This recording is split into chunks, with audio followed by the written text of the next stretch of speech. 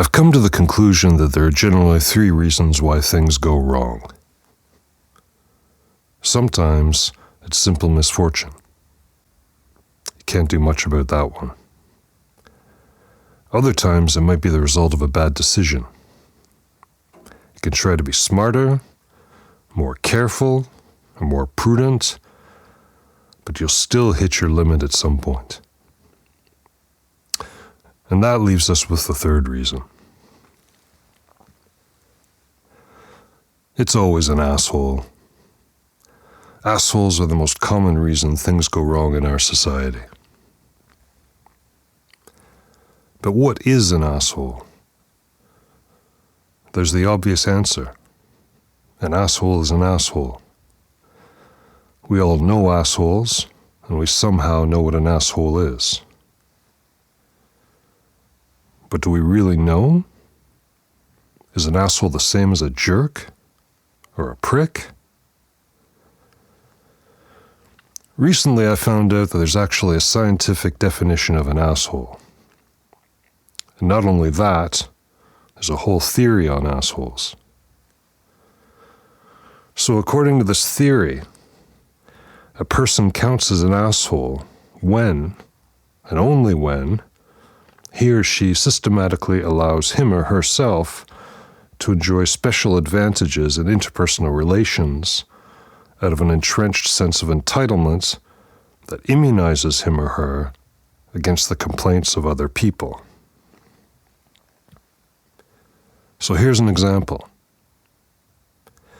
In everyday life, an asshole would be, for example, a person who habitually cuts in line, or who frequently interrupts in a conversation, or who weaves in and out of lanes of traffic.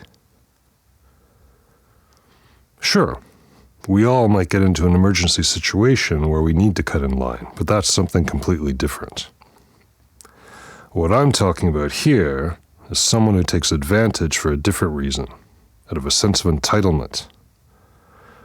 And this sense of entitlement may be for different reasons.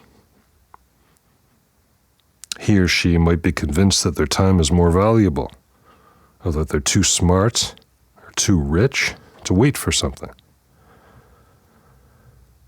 Anyway, this sense of entitlement immunizes them against the complaints of other people.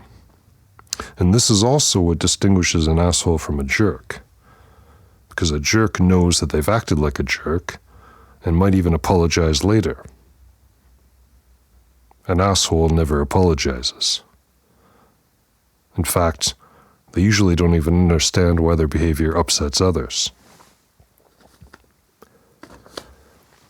Other than that, there's probably not any special quality that makes you eligible to be an asshole, and there are all kinds of assholes. A boorish asshole, a smug asshole, a reckless asshole, a boss asshole, or a presidential asshole, self-aggrandizing asshole, and so on. So we can say we're blessed with all kinds of assholery. Makes a difference, of course, if you encounter an asshole in your family, in politics, or in your everyday life. In each of these cases, the actions of the asshole will have a different effect on you. But it must be said that even minor injustices can have a big emotional impact. Me, for example, I hate when I'm waiting for a concert and people who come later jump the queue and are surprised or even rude when I object to them moving in front of me. A minor injustice, to be sure, but it can make me super angry. And that's indeed one of the problems with assholes. If you complain in such a situation, you're setting yourself up to be recognized. But from the asshole's point of view, it's as if you were physically present, but morally non-existent in their world. That's why otherwise cool-headed people follow into a fit of rage or lash out at the asshole. They're not only fighting for the tiny benefit of having the asshole move to the back, they're fighting to be recognized. And you know you can never win this fight, which makes it even more frustrating. This is because an asshole's sense of entitlement is so deeply rooted, there's usually no getting through. So one could spontaneously desire to give the guy a sound beating.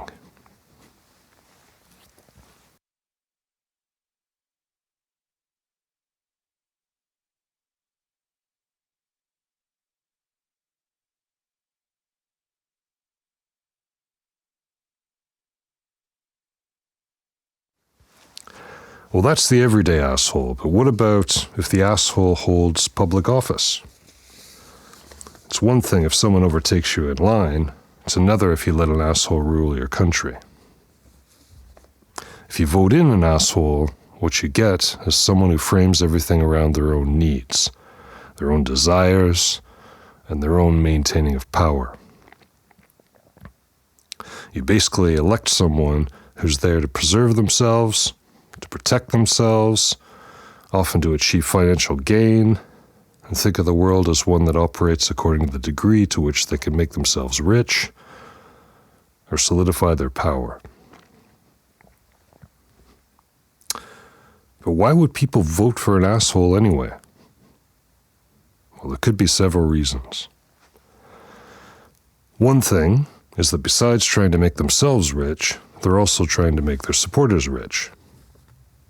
Their supporters, but of course not the general public. An asshole would usually not act to benefit society as a whole, but primarily to benefit themselves or their supporters. The other thing is that an asshole would usually find an enemy, a real one or an imagined one, but always someone who's in a minority position. An asshole then accuses the enemy of a bad situation and tries to morally discredit them. The political asshole, as with other assholes, are immune to the consequences of their behavior for a given minority or society as a whole. A particularly big asshole will not even stop at human sacrifice and is capable of even starting a war just to maintain power. The end always justifies the means. This brings to mind the quote of Captain G.M. Gilbert, an army psychologist assigned to watching the defendants of the Nuremberg trials. He, like many others, wondered how it was possible that prosecuted German war criminals often looked quite likable, and yet they were able to commit or at least condone unspeakable cruelty. And he concluded this: I was searching for the nature of evil, and I now think I've come close to defining it. A lack of empathy. It's the one characteristic that connects all the defendants, a genuine incapacity to feel with their fellow men. Evil, I think, is the absence of empathy. The similarity to our definition of an asshole is striking. War crimes are, of course, an extreme example, but we can't limit our perception of assholes only to war criminals. Even today, we have lots of politicians who are not afraid to divide society, who aggressively try to contrast themselves against certain groups of people, insult others, illegally seek financial gain, promise the impossible, take revenge on their opponents, and by all possible means try to undermine the instruments that give rise to equality, particularly the rule of law or an independent media.